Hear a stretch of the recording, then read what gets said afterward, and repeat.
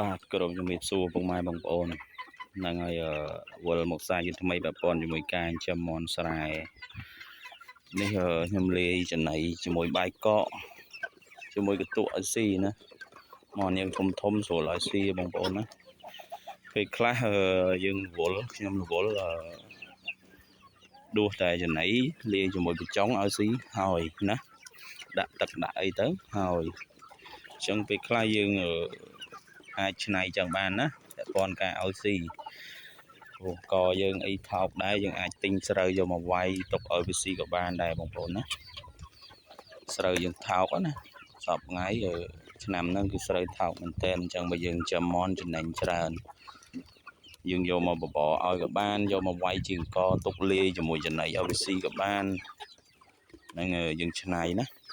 អញ្ចឹងការចិញ្ចឹមមាន់ស្រែយើងអាចឆ្នៃបានគឺចំណេញណាប៉ុន្តែត្រូវចេះបច្ចេកទេសចេះក្បួនណាបងប្អូនណា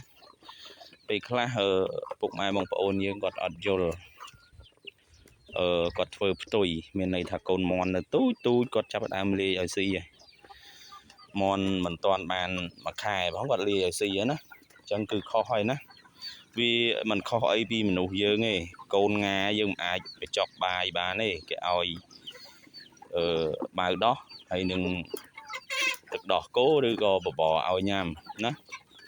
ពាក់ព័ន្ធជាមួយសត្វដូចគ្នានៅតូចហើយយើងទៅឲ្យស៊ីចំណីមាន់ធំឬក៏មនុស្សយើងនៅតូចទៅឲ្យស៊ីបាយដូចមនុស្សធំមិនកើតអញ្ចឹងយើងរៀនស្វែងយល់ទាំងអស់គ្នាពាក់ព័ន្ធជាមួយការចិញ្ចឹមហើយនៅពេលដែលគាត់ត្អូញត្អែចិញ្ចឹមមិនធំចិញ្ចឹមមាន់មិនរស់ចិញ្ចឹមមាន់ចេះតែឈឺចំមន់ក្រធំពេលខ្លះការអនុវត្តអនាម័យអីគាត់មានប៉ុន្តែបច្ចេកទេសត្រង់ហ្នឹងមួយគាត់អត់យល់ណាគាត់ត្បិតត្បៀតហួសអញ្ចឹងធ្វើឲ្យការឲ្យមន់ស៊ីរបស់គាត់ហ្នឹងឲ្យអត់ត្រូវបច្ចេកទេសអញ្ចឹងមន់អត់ធំទេមានន័យថាមន់ទៅតូចយកទៅលាយឲ្យស៊ីទៅពេលមន់ស៊ីចំណីទាំងអស់ហ្នឹងវាអត់មានសារធាតុចិញ្ចឹមគ្រប់គ្រាន់ទេសម្រាប់កូនមន់វាទាមទារប្រូតេអ៊ីនខ្ពស់ទាមទារនៅសារធាតុចិញ្ចឹមខ្ពស់ណាទីក៏ដូចគ្នាណាអញ្ចឹងគ្រប់សត្វទាំងអស់នៅតូចគឺមានចំណីផ្សេងរបស់វាណានៅពេលដែលធំអញ្ចឹងយើងអាចថាយើងមិនមានចំណីឲ្យស៊ីទៅអង្គក៏ធំដែរនៅពេលដែលមន់ប៉ុណ្ណឹងហើយណាអញ្ចឹងត្រូវស្វែងយល់ទាំងអស់គ្នាពាក់ព័ន្ធជាមួយការចិញ្ចឹមមន់ណាបងប្អូនកុំឲ្យយល់ខុសណាមន់ទូចឲ្យស៊ីដូចធំមន់ធំឲ្យស៊ីដូចទូចអញ្ចឹងបែបហ្នឹងអត់ត្រូវទេណាហើយមន់នេះអត់ជុំគ្នាទេបងប្អូនព្រោះដោយសារខ្លះទៅវានៅដើរស៊ីស្មៅឡើយខ្ញុំឲ្យពីភ្លឺថ្ងៃហ្នឹងដោយសារចង់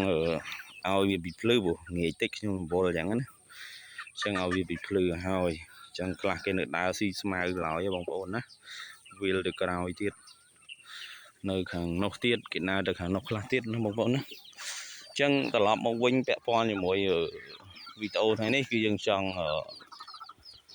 ឆ្លើយតបទៅកាន់បងប្អូនយើងដែលគាត់ត្អូញត្អែទៅលើការចិញ្ចឹមមាន់មិនធំចិញ្ចឹមមាន់មិនរស់ណា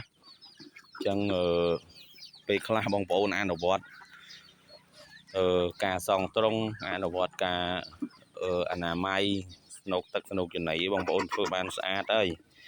ប៉ុន្តែទាស់ត្រង់ថាបងប្អូនឲ្យចំណីខុសមានន័យថាមន់ទូចបងប្អូនឲ្យចំណីមន់ធំបងប្អូនឲ្យចំណីមន់ទូចនឹងមិនសំដៅទៅលើចំណីបាវទេណាមានន័យថានៅទូចបងប្អូនយកចំណីដែលធ្វើខ្លួនឯងក្តីប៉ុន្តែធ្វើមិនឲ្យមានប្រូតេអ៊ីនគ្រប់គ្រាន់ដល់ទៅ21%បងប្អូនចិញ្ចឹមកូនមន់នឹងធំល្អហើយតែបើបងប្អូនមិនមានការផលិតខ្លួនឯងទេមិនមានវិធីសាស្ត្រក្នុងការផលិតខ្លួនឯងទេមានម៉ាស៊ីនសូនទេបងប្អូនទិញគេមកសម្រាប់តែកូនមន់ទៅមួយបាវអញ្ចឹងណាបងប្អូនហើយមិនចំណាយច្រើនទេឧទាហរណ៍ថាកូនមន់50ក្បាលឬក៏100ក្បាលបងប្អូនឲ្យស៊ីអស់មួយបាវទៅ2បាវមន់យើងចាប់ដើមធំអាចលាយឲ្យស៊ីបានណាប៉ុន្តែបងប្អូនអត់យល់ពុកម៉ែបងប្អូនយើងខ្លះគាត់អត់យល់គាត់ឲ្យស៊ីបានតែ4-10គីឡូគាត់លាយបាន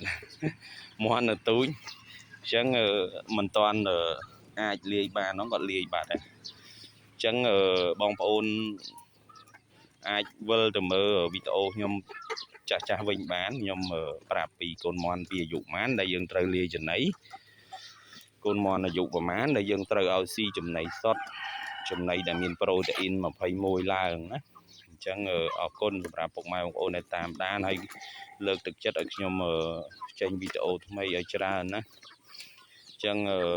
មួយរយៈហ្នឹងបងប្អូនដឹងស្រាប់ហើយពាក់ព័ន្ធមួយប្រទេសជាតិអញ្ចឹងមិនសូវជាមានអារម្មណ៍ធ្វើវីដេអូទេណាបងប្អូនប៉ុន្តែយើងកុំបាក់ទឹកចិត្តទាំងអស់គ្នាយើងចាំសัตว์យើងព្យាយាមទាំងអស់គ្នាការពារទាំងអស់គ្នាណាហើយរយៈហ្នឹងជំងឺច្រើនក្នុងចិត្តខ្ញុំក៏ព្រួយបារម្ភដូចគ្នាប៉ុន្តែព្យាយាមបិទបាំងហើយអនាម័យបាញ់ថ្នាំ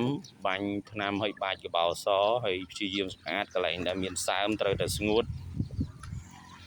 អញ្ចឹងព្យាយាមសម្អាតដល់គ្នាអរគុណច្រើនសម្រាប់ពុកម៉ែបងប្អូនដែលតាមដានហើយលើកទឹកចិត្តណាអរគុណ